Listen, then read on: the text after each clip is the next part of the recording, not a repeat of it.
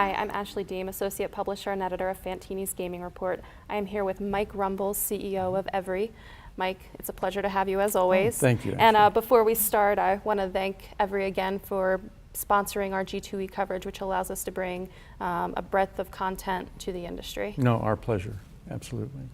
So to start, we'll point out that Everi stock a year ago was $2.50 a share, and there was some doubt among the industry as to how multimedia games would fit in with your payments business. Yeah, there was some concern that the businesses wouldn't integrate well, and I think what people missed was there was never an intention for a complete integration. We had always believed that they were complementary businesses, that they served the same industry, and there were things that would translate well from one to the other, but we never believed that we would have a single sales force, for example, that would sell every product that we had available. And I think that's what people missed. And as a result, the product was, or the stock rather, as a result of the product mix, I think fell far too low. And as you can see, it's rebounded nicely now. Well, it's tripled. It closed Friday at $7.59 a share, right. And now you've got some hot products on the slot side. So can you tell us about where Everi is going over the next year? Sure.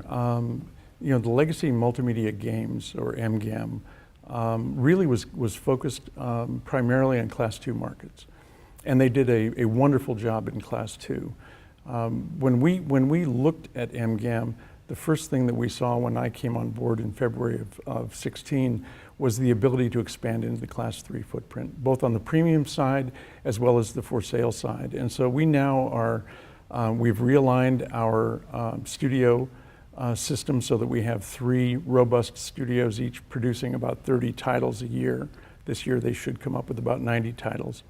We've put both accountability and responsibility on those studios to come up with the best products they can in the areas that we've asked them to allow us to compete in. And so every title that we bring out now is going to be ultimately available in both Class 2 and in Class 3.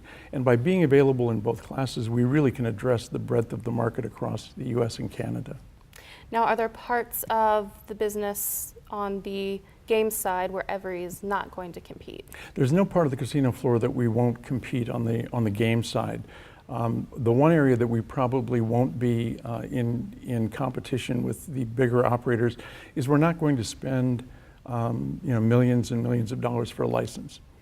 We think a license is a great way to attract people to a gaming device, but at the end of the day, it's the play features, the mechanics, and the math behind the game that ultimately entrance the players and hopefully get them to come back to your games. So, you know, we won't be competing for the biggest titles that you see out there, but our games, I believe, will be competitive with those titles. And kind of backtracking a little bit, how far are you along in the process of competing with the larger suppliers? We're actually quite a ways down the road now. We have both for sale as well as premium video product. We have for sale and as well as premium mechanical reel stepper product. We have high denom stepper product that is performing extremely well in the marketplace. And we now have a Class 2 wide area progressive that we've had great early success with, and we expect in 2018 to be moving into the Class 3 wide area progressive space. So we're really going to be throughout the rest of this year and next year moving into every possible space on the floor, commercial or tribal, Class 2 or Class 3.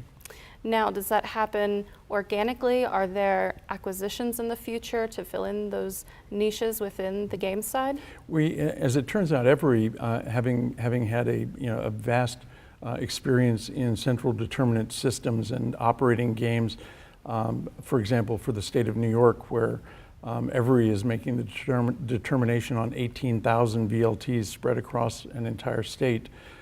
Has already had all of the technology necessary to convert into a wide area progressive. They just had never done that before.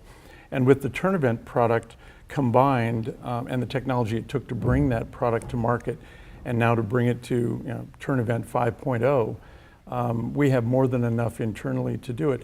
Luckily, we're having refinanced the company. We're in a position now with sufficient free cash flow that if there's a tuck-in acquisition that makes sense for us, especially from the technology side, we're in a position that we can do it. Great.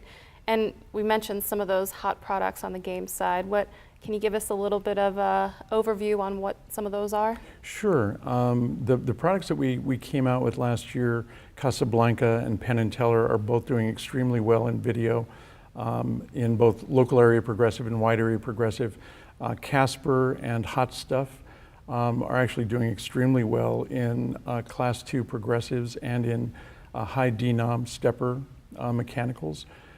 This year, if you come to the Everi booth, you'll see things like Shark Week and Renegade reels with Hot Stuff on it, which is a new form factor. We have 2 new premium form factors that we're bringing out. We have another for sale form factor. So now Everi's going to have a real breadth of look and feel to the games.